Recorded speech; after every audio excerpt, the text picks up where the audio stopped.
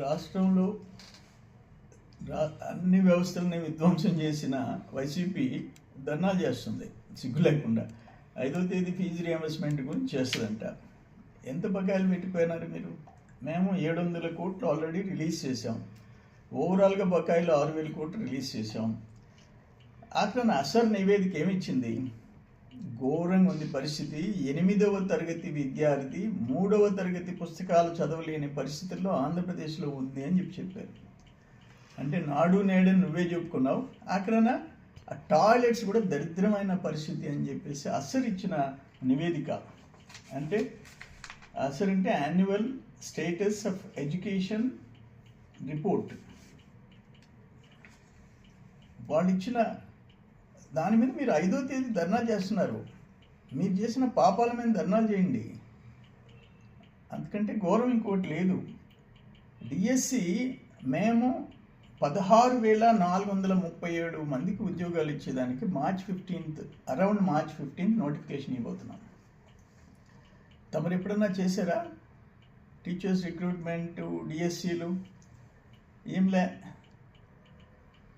అసలు పరిస్థితి ఏంటంటే మేము ధర్నాలు చేయాలా? మీరు వ్యవస్థలు సర్వనాశనం చేసి ల్యాండ్ మాఫియా, మైనింగ్ మాఫియాల్లో రోజు ఇప్పటికీ మీ కథలే మేము చదువుకోవాల్సి వస్తుంది. పత్రిక తెరిస్తే మీదే, మీ స్కామ్లే. మేము ధర్నా చేయాలంటున్నారు మా వాళ్ళు. ఏంటంటే 8 నెలలు అయిపోయింది. ఆ A1 A2 కాకుండా ఆ నలుగురు ఇద్దరు కలిస్తే 6 మంది. వాళ్ళని ఒక్కరి మీద ఇంకా చర్యలు లేవు. బ్యాక్డ్రాప్లో కూర్చొని ఇంకా వాళ్ళు పెత్తనం చేస్తున్నారని స్టోరీస్ అవుతుంటే మా కార్యకర్తలు అసహనం, అన్రెస్ట్ పెరిగిపోతుంది. మేం చేయాలి ధర్నా, మీ మీద చర్యలు ఇమ్మీడియట్గా తీసుకోవాలని, మీరు చేసిన పాపాలకి ఫలితం అనుభవించాలని. అది ఇప్పుడు ఒక్క ఎగ్జాంపుల్ చెప్తామమ్మా.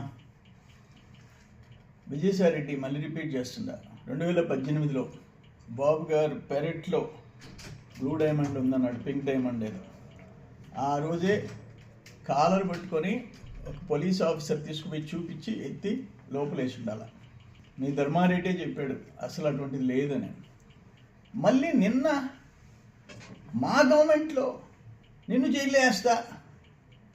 ఆయన చూస్తే జగన్మోహన్ రెడ్డి మేము అధికారంకి వస్తాము, మొత్తం రాజకీయ నాయకుల్ని అధికారులని జైల్లో వేస్తా.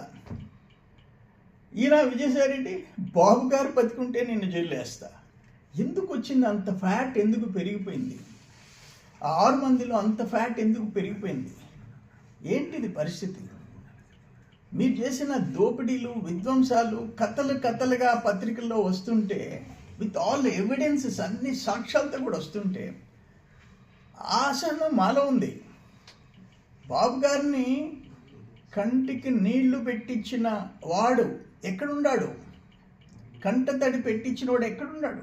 మీకు సిగ్గు శరమ లేకుండా మీరు ధర్నాలు చేస్తున్నారు. అసలు రిపోర్ట్ చూస్తే, నివేదిక చూస్తే సిగ్గుతో తలదించుకోవాలా?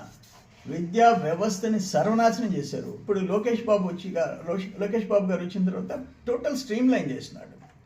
వ్యవస్థకి మళ్ళీ తిరిగి పూర్వజన్మని ఇచ్చినాడు. ఆయన పరిస్థితి ట్రాక్లో పెట్టాడు. మీరు ధర్నా చేస్తామంటున్నారు, నవ్విపోతారు. ప్రభుత్వంలో మెతకతనం ఉందా, లేకపోతే పోలీసు వ్యవస్థలో లోపం ఉందా? కొన్ని ఇన్సిడెంట్స్ మేము కళ్ళారా చూస్తున్నాం. పోలీస్ వ్యవస్థలో నిర్లిప్తత ఉంది, మా కళ్ళారా చూస్తున్నాను. 5 ఏళ్ళు మేము, మా కార్యకర్తలు, మా నాయకులు నరకం అనిపించాం. నరకం టాప్ టు బాటం, బాబు గారి దగ్గర నుంచి కింద కార్యకర్తల వరకు. రెవెన్యూ రికార్డ్స్ మార్చేసి, భూముల రికార్డులు మార్చేసినారు. ఆ ల్యాండ్ గ్రాబింగ్ యాక్ట్ ఎప్పుడు చట్టం వస్తుందో, ఎప్పుడు అటువంటి భూమాఫియాని ఏ రోజు చర్యలు తీసుకునే అవకాశం వస్తుందో వెయిట్ చేస్తున్నాం. పెద్దారెడ్డి దగ్గర నుంచి ఇక్కడ విశాఖపట్నం వరకు రోజు అవే. ఎందుకు 8 నెలలు అయిపోయింది మన ప్రభుత్వం వచ్చి, 8 నెలలు అయింది. అందరూ వెయిట్ చేస్తున్నారు. ప్రజల సొత్తు అది, ప్రజల సొత్తు. ఈరోజు ఒకరు అధికారం వస్తారు, రేపు ఒకరు వస్తారు, పోతారు, ఉంటారు. బట్ ప్రజల సొత్తుని కాపాడాల్సింది ప్రభుత్వాలు, ప్రభుత్వంలో పెద్దలు.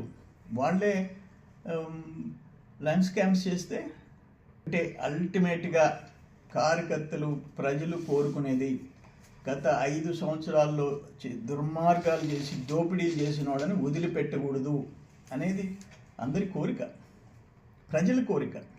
సరే, అధికారులు కొంతమంది ఆఫీసర్స్ లాబింగ్తో వాటిని కప్పిపుచ్చే ప్రయత్నం చేస్తున్నారు. ఎందుకంటే అది కప్పిపుచ్చితేనే తాము సేవ్ అవ్వగలం అన్న ఒక కోణం అనేది కనపడుతుంది. దీన్ని అసలు ఎలా చూస్తారు? అంటే 8 నెలలు అయిపోతున్నా కూడా ఏ ఒక్క అధికారికి కూడా వాటి మీద శ్రద్ధ చూపట్ల. పేపర్లో వచ్చిన తర్వాత చర్యలు అయితే మొదలవుతుంది. అధికారులు ఇప్పుడు నేను ఒకటి అడుగుతాను, మీకు ఎందుకు ప్రజలు కట్టే పన్నులు ప్రజల రక్షణ కోసం, ప్రజల ఆస్తుల రక్షణ కోసం, రాష్ట్రం అభివృద్ధి కోసం మీరు ఉద్యోగాలు చేసేది, ఎందుకు నిర్లిప్తత వ్యవహరిస్తున్నారు అర్థం కావటం లేదు. బ్యాక్ డోర్లో వచ్చి మైనింగ్లో, రెవెన్యూలో బ్యాక్ డోర్లో వచ్చి దోపిడీ చేసిన వైసీపీ వాళ్ళు సేవ్ అయిపోతుంటే వాళ్ళు మళ్ళీ ఆ ఆస్తుల్ని వాళ్ళే స్వాధీనం చేసుకునే పరిస్థితులు వస్తుంటే ఏం మెసేజ్ ఇస్తాం రాష్ట్రంలో? దాని మీద ప్రభుత్వం, కూటమి ప్రభుత్వం నిర్మోహమాటంగా, స్ట్రిక్ట్గా, కఠినంగా వ్యవహరించాలా, తాడోపేడో తెలుసుకోవాలా. వాళ్ళు ఎవరైనా సరే A1 A2 దగ్గర నుంచి ఆ 4 దగ్గర నుంచి ఎవరైనా సరే దాంట్లో మనం నెమ్మదిగా ఉండాము, కొంచెం కూల్గా ఉండాము అనేది ఉండకూడదని చెప్పేసి మేము కోరుకుంటున్నాం.